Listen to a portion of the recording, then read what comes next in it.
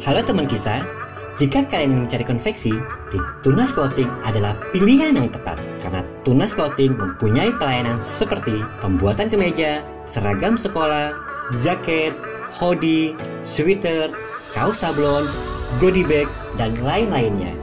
Karena di Tunas Clothing dapat mengerjakan berbagai macam konveksi. Untuk lebih lengkapnya, teman kisah bisa langsung kunjungi di websitenya di www.konveksisablonbekasi.com.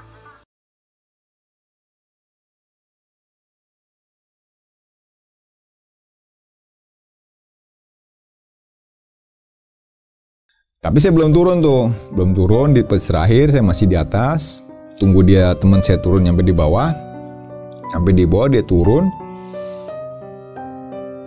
dia teriak-teriak, ke saya, Jalo turun, buruan, turun.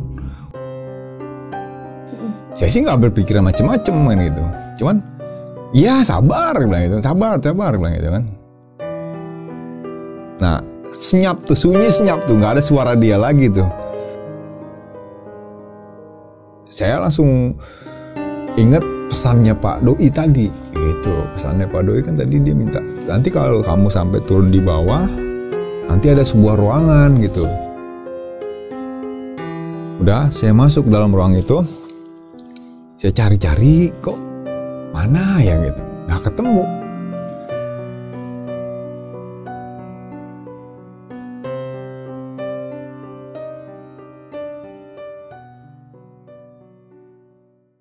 Tapi apa yang saya temukan di persis yang dia kasih gambaran ke saya itu, posisi itu udah nyampe nih sebetulnya gitu. Itu ada burung walet, dia bilang itu, di posisi itu ada sarang burung walet gitu. Ambilkan buat saya, dia bilang gitu. Tapi pas di posisi yang dijelaskan si Pak Doi itu, kok saya nggak melihat ada sarang burung walet. Tapi apa yang saya lihat gitu, yang saya lihat adalah sebuah tulang. Entah tulang manusia, entah tulang apa, saya nggak mikir ke situ ya, tapi ada tulang berserakan jadi kayak ini tembok ya Mbak ya, iya. Gitu. Jadi itu tulangnya itu adanya posisinya bersandar di tembok gitu, numpuk di tembok, dan ada juga yang berserakan di bawah-bawahnya gitu. Saya sih sempat kepikiran ini apa-apa ya gitu, teman. Kalau secara manusia, masa iya sih ada manusia di situ ya gitu.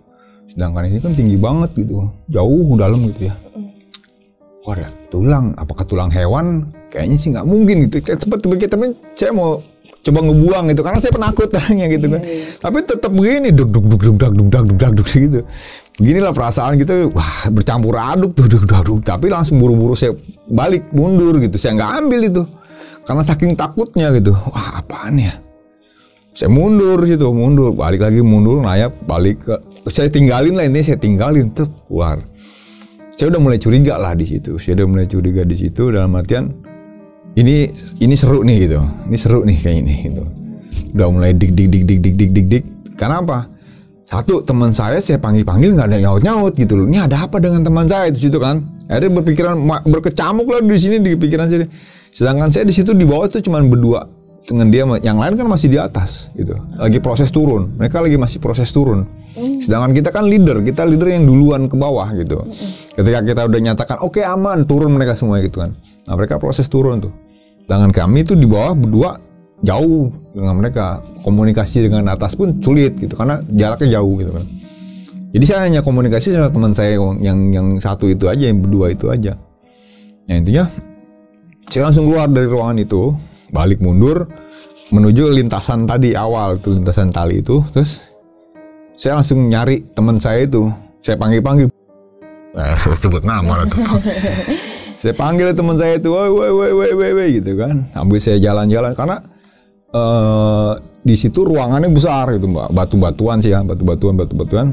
Tapi kayak semacam aula besar lah ini, kayak semacam aula besar. Kalau kita ibaratkan di situ aula besar, cuman gelap kan. Udah, saya cari-cari sambil saya center, woi gitu kan. Ternyata ketemu di titik tek lah. Dia lagi di pojok, lagi diem di pojok begini aja kan ya. Dimatiin lampunya, dia penerangan dia dimatiin, makanya saya nggak bisa lihat dia kan gitu kan, karena dimatikan lampunya gitu kan. Saya sedikit panik di situ. Apa nih anak, kenapa kan gitu kan? takutnya kenapa-napa dengan dia gitu. Saya buang itu pikiran-pikiran yang tadi itu, saya buang, nggak mau saya pikir di situ karena saya penakut juga gitu. Udah saya cari-cari, panggil, ketemulah dia di pojokan, tekpa, samperin kan, kucuk, kenapa lo? Dia diam sambil nunduk gitu, dia nunduk begitu tuh, seperti inilah posisinya, senderan di batu gitu. Begini, jadi tanya kenapa lo gitu. Nah, ceritalah dia gitu. Nah, saya lupa informasi bahwasanya teman saya satu ini dia itu indigo gitu. Dan sebelum ke tempat itu pun saya jalan bareng sama dia juga gitu. Dan dia itu sering banget ya pokoknya gitu, kalau kita jalan itu selalu dia gitu yang entah diikutin, entah diapain, kadang dilihat. Yang tadi hampir dilempar pakai batu itu orangnya. Dilempar batu gitu sama makhluk gaib gitu, karena dia yang bisa komunikasi dan dia bisa melihat gitu. Intinya di situ.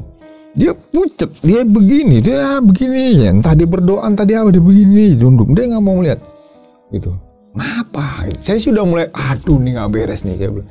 Itu mulai berkecamuk tuh sini nih. Wah nih, karena saya tahu pengalaman di belakangnya itu dia tuh seperti apa sih udah tahu gitu kan. Nah, ini nggak beres nih, saya bilang, ini pasti nggak beres nih, bilang. Saya tanya, lu kenapa lu gitu? Lu lihat dia cerita lah, dia mulai kaget, dia langsung lihat, lu lihat gak? Lihat apaan? Gue bilang gitu. Itu di dalam itu. Kenapa? Gue bilang, lihat apaan? Dia, pokoknya kita komunikasi. Lu lihat apaan? Gue lihat tulang. Gue bilang gitu kan. Gue lihat tulang di situ, Bas lagi. Gue lihat tulang di situ. Gue bilang gitu. Iya, betul. Gitu. Gue lihat orangnya. Gue ngeliat tulang. Dia ngeliat orangnya.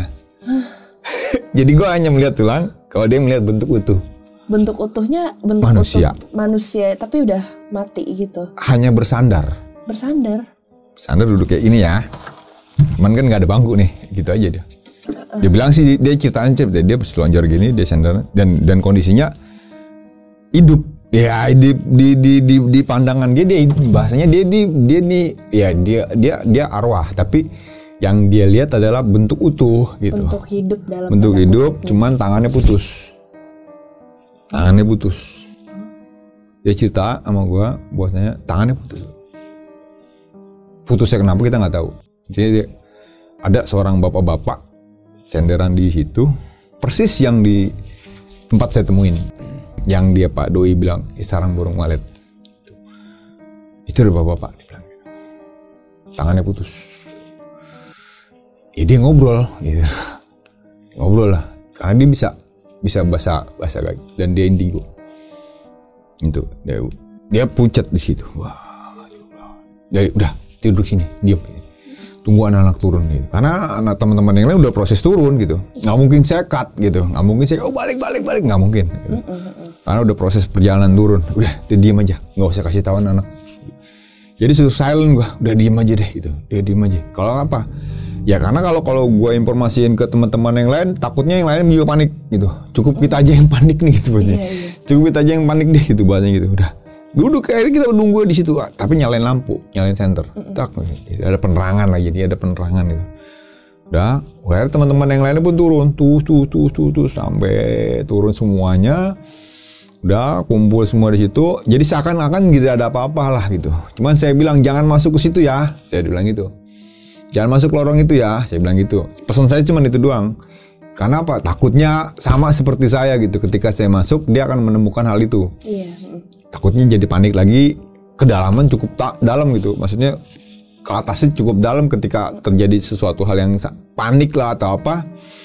Bahayakan orang lain, membahayakan malah justru jadi banyak yang bahaya di situ. Saya pikiran saya di situ akhirnya. Saya bilang, deh, jangan masuk yang lorong itu ya. Saya bilang gitu, jangan masuk. Udah akhirnya teman-teman paham, udah nggak dilewatin lah tempat itu. Akhirnya kita berkumpul di area, di ruangan atau saya bilang chamber lah kalau bahasa speleologi itu namanya chamber gitu, ruangan besar.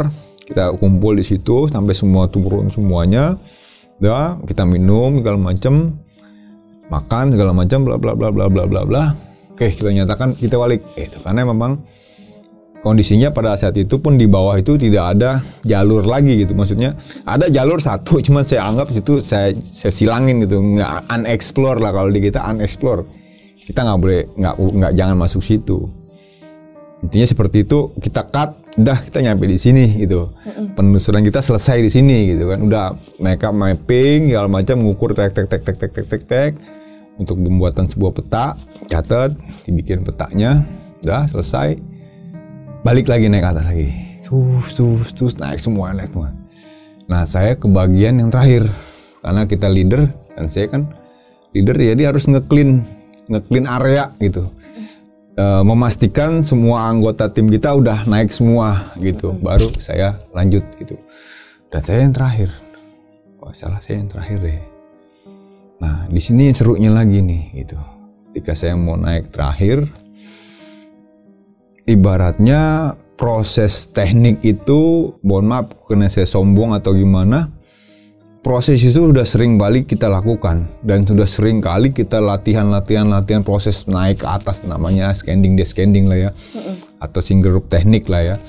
Itu udah kita lakukan berkali-kali gitu. Jadi kemungkinan kita nggak bisa naik itu 0% lah gitu, karena itu makanan kita sehari-hari gitu, udah permainan kita atau kegiatan kita sehari-hari itu kita lakukan gitu. Entah kenapa pada saat itu kok saya nggak bisa naik. Yang lain udah naik semua, tinggal saya kok nggak salah berdua apa tinggal saya sendiri, saya lupa ya. Itu udah berkecamuk di sini gitu, karena orang lain udah pada di atas semuanya, tinggal saya doang di bawah sendiri dengan kondisi yang tadi saya ceritakan tadi, ada apa di situ kan kita udah sama-sama tahu kan ya. Bahwasanya seperti itu, walaupun saya nggak bisa lihat langsung, tapi teman saya ini kan memang dia bisa dibilang indigo, dan itu bukan hanya di situ, sebelumnya pun dia udah seperti itu. Bahkan yang saya bilang tadi, dia sempat ketimpa batu karena ada makhluk yang merasa tidak suka dengan kegiatan kita. Dia marah, dia tahu ya apa yang nimpuk kan gitu.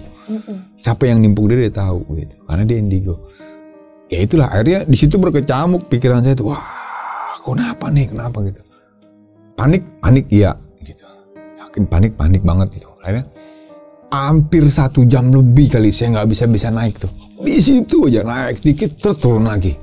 Baru nyampe segini nih, kalau nggak salah begini, naik turun lagi. Kok kenapa nih? Saya perhatikan alat-alat saya kok baik-baik aja, ada yang salah di mana? Jadi kencengin lagi. Naik lagi, coba untuk naik lagi, nggak bisa. Turun lagi, karena nggak tahu kenapa lah itu. Sampai akhirnya saya menyebutkan nama Tuhan di situ. Saya teriak nama Tuhan di situ. Begituan, lepas. Ya. Bisa naik terus. Paksa itu, saya maksa bener-bener semaksa-maksanya itu. Sampai saya teriak di situ, karena panik. Nggak ada orang di bawah, saya sendiri. Jadi kayak orang ditarik apa diapain, atau entah dikendorin tali saya, atau entah apa, saya nggak ngerti. Kok tiba-tiba kendor lagi. Lalu saya udah kencengin alat-alatnya, kok kendor lagi, naik sedikit kendor lagi, naik. Turun lagi. Berat sekali saya untuk naik pada saat itu, berat banget naik. Sampai akhirnya saya keluar teriakan Tuhan gitu. Apa sih namanya, Allahu Akbar lah gitu. Bisa maksa ngelawan itu kayak orang gitu. Naik ke atas gitu, Tuhan safe, aman, sampai di atas. Cuman tadi beratnya minta ampun, soalnya itu udah kita lakukan berkali-kali, proses itu udah kita lakukan berkali-kali, bahkan di kedalaman yang lebih dari itu kita udah lakukan itu. Kok kenapa pada saat itu kok saya seakan-akan kayak entah saya diganggu, entah saya buat salah, entah apa, saya nggak ngerti gitu. Itu yang menjadi serunya itu di situ. Oke, kita tinggalkan, kita naik ke atas, dan saya marah-marah sama satu teman saya, namanya Agus. Saya marah sama dia. Kenapa? Karena dia udah tahu kondisi itu, dan dia nggak mau turun. Kenapa dia? Jadi dia yang menyemburkan saya ke jadi seorang leader gitu. Oh, Jalu aja yang jadi leader gitu kan. Ya, saya sih bercanda doang, tapi nggak marah secara bener-bener nggak marah, cuman maki-maki dia aja pas nyampe di atas. Wah lu ya gitu. Curang lu ya gitu. Bla bla gitu kan. Dia ketawa-tawa. Kenapa emangnya gitu. Gitu. Coba dia tanya, kenapa emangnya gitu. Gitu. Oh, udah. Kita nggak banyak bahas di situ. Cuman evaluasinya saya di situ tadi, Mbak. Jadi evaluasi saya di situ adalah ketika kita punya misi tertentu, ya niat di dalam hati sih gitu. Bahasanya niat kita di situ mau ngapain gitu. Itu aja dulu tuntasin gitu. Iya. Maksud saya itu. Jangan ada faktor-faktor lain yang membuat akhirnya misi kita tuh gagal lah atau jadi itunya niat kita niat baik nih mau tiba-tiba kita punya, menurut saya tuh niat nggak baik gitu. Karena apa? Mungkin menurut saya baik tapi menurut saya itu nggak. Akhirnya saya berpikir kayaknya itulah penyebabnya. Itu penyebabnya saya pikir. Karena apa? Niat saya baik adalah ketika Pak Doi ini minta tolong, secara nggak langsung dia minta tolong gitu kan. Tolong ambilkan. Nah, saya mencoba untuk berbuat baik gitu kan. Ya dah, nanti saya ambilin kan gitu kan. Niat baik saya di situ, tapi mungkin dia menguji saya di situ. Ngetes. Kayaknya sih ya. Saya cuma nggak, kayaknya dia mau ngetes saya gitu. Berubah nggak misi lo gitu. Kayaknya sih seperti teman, saya nggak tahu sampai saat ini jawabannya nggak ketemu dan saya nggak menanyakan itu. Tapi saya ambil garis besarnya bahwasanya niat saya udah berubah nih, niat di hati ini, niat tujuan saya di awal tuh udah berubah. Itu nggak seperti niat saya yang awal gitu. Saya masuk gua itu dengan tujuan awal saya A, akhirnya tujuan saya B gitu. Nggak sesuai yang di hati itu, nggak sesuai yang direncanakan. Intinya seperti itu. Dan ketika udah kita evaluasi lah, kita tetap namanya kegiatan kita evaluasi di situ. Evaluasi malamnya di rumah Pak Doi itu. Rumah Pak Doi kita evaluasi bareng dia juga. Saya ceritakan lah apa adanya. Gitu. Saya ceritakan apa adanya. Ternyata saya nggak ketemu Pak. Gitu. Malah yang saya temukan adalah sebuah tengkorak Pak, tulang. Saya bilang itu. Dia ketawa, senyum-senyum. Senyum-senyum doang, enggak komentar apapun gitu, semuanya senyum-senyum gitu. Aduh, kenapa nih? Nah, akhirnya dia cerita lah. Akhirnya dia cerita, tapi dia tidak nggak menjelaskan kenapa, cuma dia langsung bercerita lah itu ya, bercerita sama kita semua yang ada di situ. Kronologis kejadian orang itu bisa ada di situ. Nyata memang benar gitu. Jadi kejadian itu ketika si Pak Doi itu masih kecil, pada saat itu dia masih SD, dia bilang gitu. Kejadian itu dan orang itu adalah masih salah satu keluarga mereka. Jadi orang situ itu memang udah turun-temurun itu mata pencarian dia cari sarang burung walet itu. Dan orang itu pun menurutnya Pak Doi itu dia lagi mencari sarang burung walet juga gitu. Jadi ini pekerjaan turun-temurun gitu. Ya entah dia pamannya apa siapanya saya lupa lah waktu itu dia cerita. Pokoknya masih sanak familinya mereka. Dan pada saat itu bapak itu Pak Doi itu masih SD, masih kecil, hanya sekedar ikut-ikut doang gitu. Kayak ikut bapaknya, entah ikut pamannya, pokoknya dia ikut-ikut doang gitu. Jagain di atas lah gitu.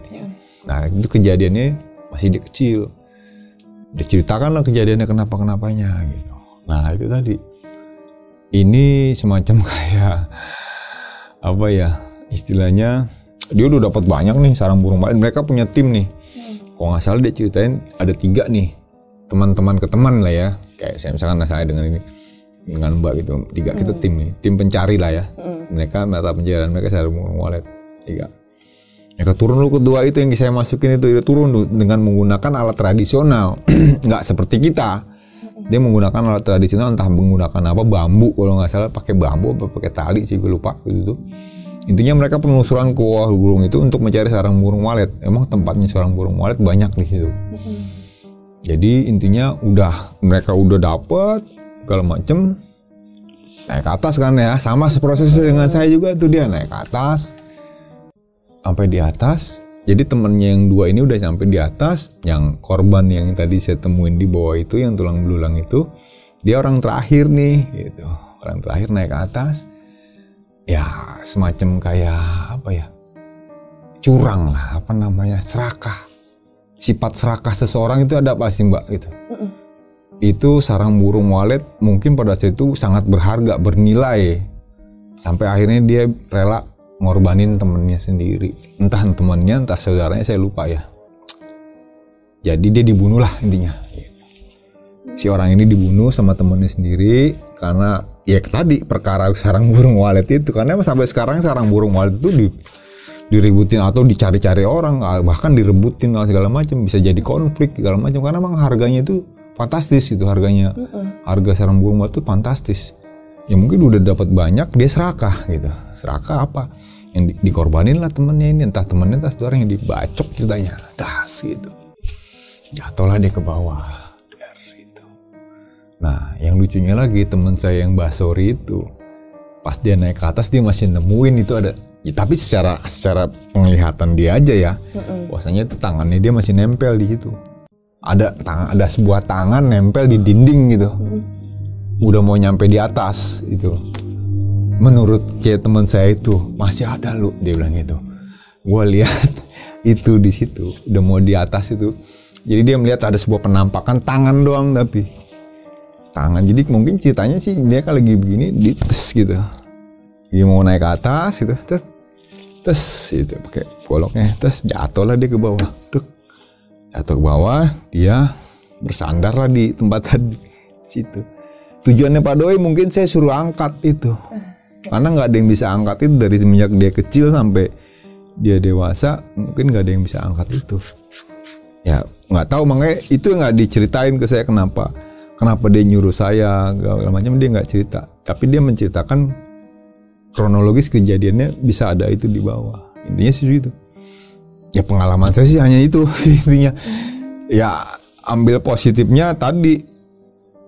Ya apa yang mau kita kerjakan sesuai niat kita aja deh. Jadi kita masuk ke sebuah tempat, jangan ada niat buruk gitu, jangan ada niat jelek ataupun niat apapun gitu. Sesuai dengan niat pertama kita aja lah, intinya sih gitu. Jadi itu tadi pengalaman gue di situ. Bisa dibilang seru ya, seru banget itu sekali seumur hidup itu doang di gua. Saya setelah itu masuk gua yang lain ya nggak ada masalah gitu. Dan nggak mengalami hal-hal kayak gitu tadi gitu. Nggak ketemu sama yang macem-macem gitu. Mungkin ada, cuma saya nggak lihat gitu aja.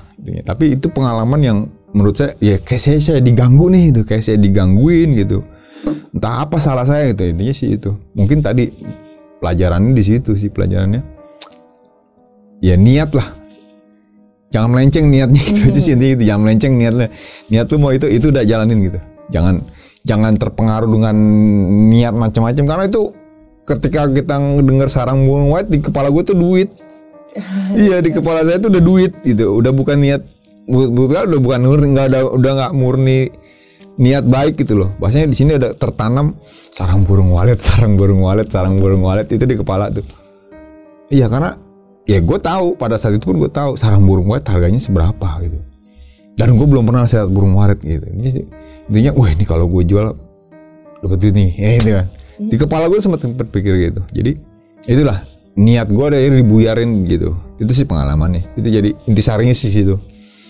Tapi lewat macam-macam tadi. Tapi ini bukannya karangan, ini true story. Dan puji Tuhan orang-orangnya masih ada, masih hidup sampai sehat sama ini orang saksi apa pelakunya segala macam masih ada. Dan mungkin kalau mereka dengar portal ini dia akan ketawa mungkin dengar cerita ini.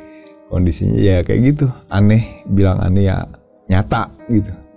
Cuman saya nggak lihat itunya, saya nggak bisa lihat, hanya merasakan saya digangguin dan bentuknya ada tadi, ngeliat tulang belulang. Itu dikuatkan lagi dengan orang yang indigo, orang yang memang benar-benar bisa berkomunikasi dan bisa melihat itu. Dikuatkan dengan itu, akhirnya ya saya percaya gitu. Oh ya udah bener gitu. Saya diganggu, iya kayaknya saya digangguin gitu. Karena niat saya jelek gitu. Entah apalah itunya, entah apa, mungkin dia minta tolong saya dinaikin, akhirnya saya ditahan nggak boleh pergi gitu kan gitu. Atau gimana saya nggak ngerti gitu. Apa? Bawa dong gitu kan, mungkin gitu bahasanya. Cuman gue nggak tahu, ya puji Tuhan masih selamat di situ. Masih bisa ketemu teman-teman, masih bisa di atas, masih bisa ketemu yang tempat terang intinya sih itu. Itu aja mungkin ceritanya. Tahu menarik atau enggak, kurang tahu deh. Itu aja pengalaman saya yang berbagi teman-teman. Ya intinya tadi satu sosmed penting gitu. Kedua niat, harus niatnya itu harus bener-bener tulus murni itu, jangan terpengaruh niat macam-macam lah gitu ketika kita melakukan suatu kegiatan, apalagi kegiatan yang bisa bilang ekstrim lah ya. Itu jangan terpengaruh dengan niat macam-macam lah, niat jelek lah apa-apa. Menurut gue itu niat gue udah jelek gitu aja. Itu terus ketiga ya tadi serakah sih, ada pengalaman yang menceritakan bahwasanya jangan serakah lah itu bahasanya itu. Karena ada orang yang serakah dengan menguntungkan pribadinya dia sampai rela gitu ngebunuh entah saudaranya entah temennya sendiri. Itu sih pengalaman yang gue ambil di situ, pelajaran yang gue ambil di situ. Dia kayak gitu. We are a team udah gitu. As a team aja gitu. Jangan ada macam-macam gitu, apalagi sampai mencelakakan orang lain dan menghilangkan nyawa orang lain. Itu kan bahasanya tim. Kenapa? Sama yang dia lakukan dengan saya yang lakukan itu. Rasanya prosesnya dia harus turun ke dalam itu, dan itu proses yang sangat, menurut saya sangat bahaya itu. Karena tinggi, dalam, gelap. Gitu. Jadi ya udah, itu kemungkinan kejadian dengan kita kan bisa jadi kalau satu tim kita juga nggak punya niat jelek atau gimana, kan bisa aja kejadian gitu kan. Bahaya itu, intinya sih ke situ sih dari saya. Mungkin itu. Selanjutnya udah gitu, selanjutnya normal lagi, penelusuran yang lain normal kembali. Cuman itu yang jadi pengalaman yang sangat berkesan buat saya di Goa Bayah itu di tahun itu. Lupa saya tahun berapanya. Mungkin itu Mbak. Semoga bermanfaat cerita saya, pengalaman saya, semoga bermanfaat, itu aja sih. Nah itu kan tadi cerita dari Bang Jalu ya. Nah ini aku kayaknya ada beberapa pertanyaan ya terkait cerita ini. Yang pertama itu tentang ini ya, kan sebelumnya Pak Doi itu mengarahkan Bang Jalu itu buat ini ya, minta tolong untuk ambilkan ini ya, sarang burung walet. Nah sebenarnya setelah Bang Jalu mengetahui hal tersebut yang bagian badan itu Bang Jalu pernah sempat ini nggak kepikiran kalau Bang Jalu itu pernah sempat maksudnya ditipu sama Pak Doi terkait pikiran ditipu kalau wah kayaknya gue ditipu nih ditipu soal sarang burung walet atau semacamnya gitu ya. Oke. Makanya tadi saya berpikir keras di situ, ini apa maksudnya Pak Doi gitu loh. Tapi saya balikin ke saya, dan pada saat di bawah itu saya tuh nggak mau berpikiran macam-macam gitu. Karena saya udah stres, saya udah takut gitu. Karena yang saya lihat adalah itu tadi, ini maksudnya Pak Doi ini apa gitu loh. Yang dia maksud sarang burung walet, apakah tulang belulang ini atau apa gitu. Dan ketika saya lihat itu tulang belulang, saya nggak berani. Kan saya bilang saya penakut gitu. Karena ada tulang, kondisinya kalau mungkin tulang ini ada posisinya di atas atau di biasa lah ya, di luar goa, mungkin saya masih ada keberanian untuk bawa gitu kan. Kalau emang dia nitipnya, ini kan posisinya di bawah dalam perut bumi, berpuluh-puluh meter di perut bumi, saya nemuin tulang belulang gitu.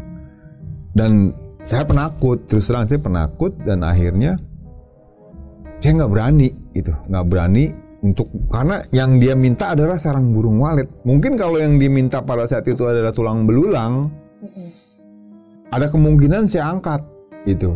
Tapi yang dia deskripsikan di situ adalah yang dia minta adalah sarang burung walet gitu. Dan saya nggak ketemu sarang burung walet, yang saya temuin malah tulang belulang. Akhirnya terpecah konsentrasi. Saya ketakutan, saya mundur langsung, buru-buru saya mundur karena saya lihat tulang belulang. Dan notabene yang saya pelajarin, ini tulang manusia gitu, bukan tulang hewan gitu. Saya lihat. Dan kalaupun hewan mana yang ada di dalam gua? Cuman kelelawar gitu.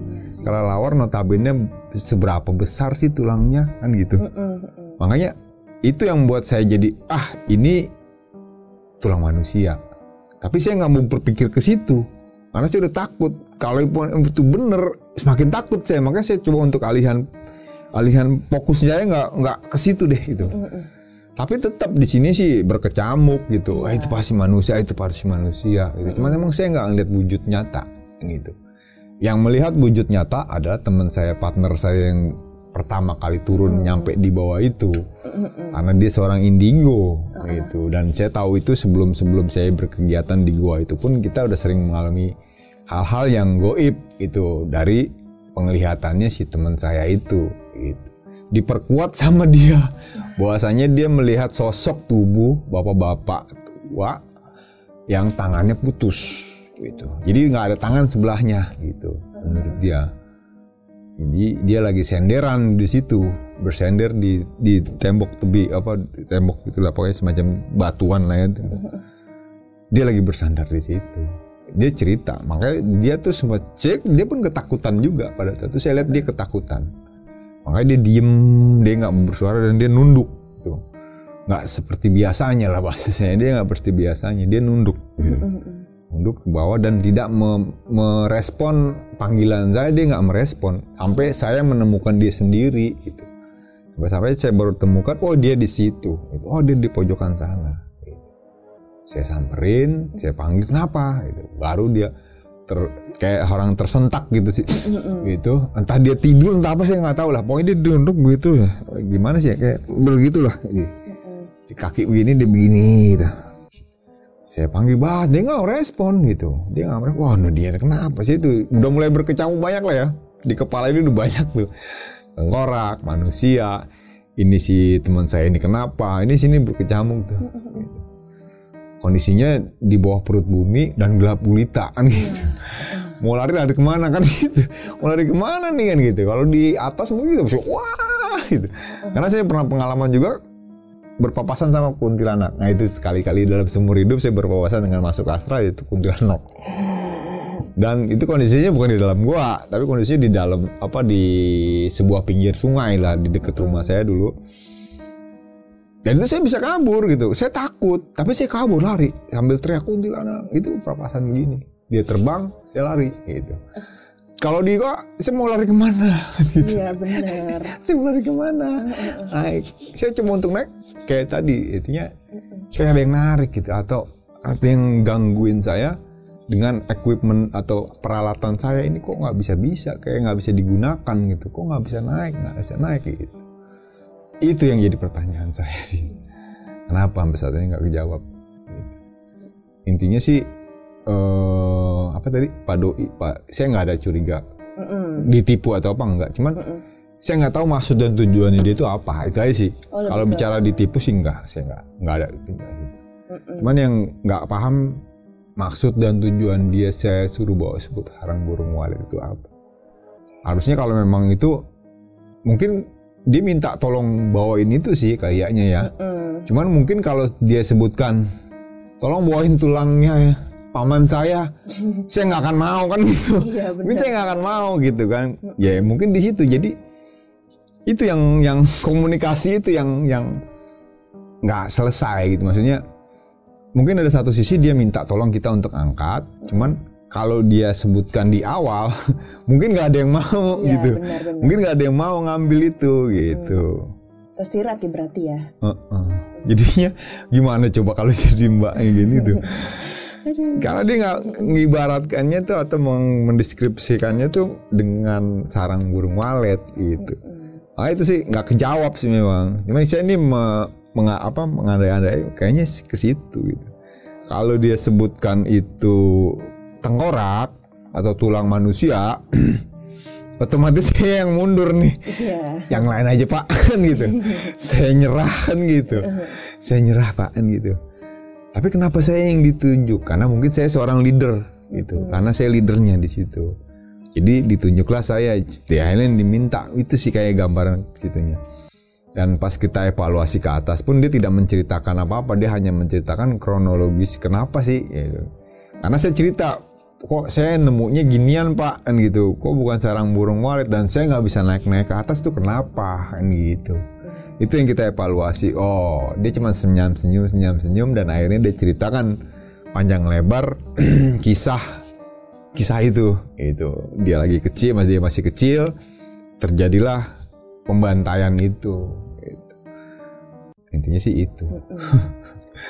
Oke, yang terakhir nih Om, aku ini juga kan tadi Om menyebutkan ya Om ya tentang temannya Om yang namanya Agus ya. Agus, iya. dodol. Nah itu kan temannya itu kan nggak turun ya kalau nggak salah. Oh, sialan itu dia. Kan Teman sahabat ya. saya yang sialan itu satu. Ampun Tuhan. Ya Agus dodol. Terus abis itu karena dia katanya Om kan di situ dia tahu ya. Dia mengetahui tentang kayaknya sih dia mengetahui itu dan dia memang kayaknya dia udah pernah ke gua itu. Pernah. Ya saya dengan Agus ini dengan dodol ini memang ya kayak apa ya kayak dia bilang kayak Tom and Jerry lah ya. Sama-sama jahil tuh, kalau nggak saya yang jahil dia yang jahil, kalau nggak dia yang jahil saya yang jahil, gitu aja. Tapi kita tetap berteman, kita tetap bro, kita tetap bro. Jadi saya kemana-mana sama dia juga, ya terbentuknya Latgab Kevin Jakarta pun dengan dia juga, itu ya bahasanya ya itu. Ya intinya sih dia cuma mau ngerjain saya aja sih, mungkin di situ kali ya. Iya. Mau ngerjain saya, oh mampus tuh gitu. Syukurin lu ya gitu. Bener deh, saya karena dia pas saya udah nyampe di atas, posisi dia langsung ketawa, wah kadang lihat muka saya itu udah bener-bener pucat kayak lu pucat banget, dia ketawa langsung, wah. Nah itu saya sih spontan aja waktu itu pun langsung ya dengan kata-kata kita lah ya, wah sialan ya bla bla bla gitu ya. Dia hanya ketawa-tawa aja, pantesan nggak mau turun ya gitu, pantesan nggak mau turun gitu. Itu dia ketawa-tawa doang gitu doang. Oh gitu. Udah dia sih itu.